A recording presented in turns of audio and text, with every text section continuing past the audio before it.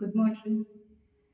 आज आपण एक नवीन कन्स्ट्रक्शन शिकणार आहोत, ज्याच्यामध्ये एखादी गोष्ट माझ्यावर कशी दिसते असं जर आपल्याला कोणाला इंग्लिशमध्ये विचारायचं असेल तर कसं म्हणायचं.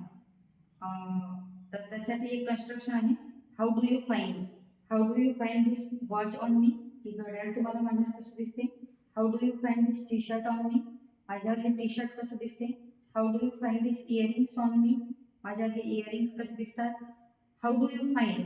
तसा जर मराठीमधून इंग्लिशमध्ये अर्थ केला तर फाइंड म्हणजे शोधणे होते, पण त्या या वाक्यामध्ये फाइंडचा अर्थ शोधणे न घेता एखादी गोष्ट मला कशी दिसते असा घ्यायचा आहे.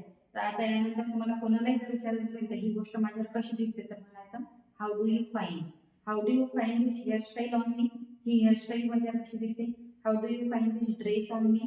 हा ड्रेस माझ्यावर कसा दिसतो. थँक्यू.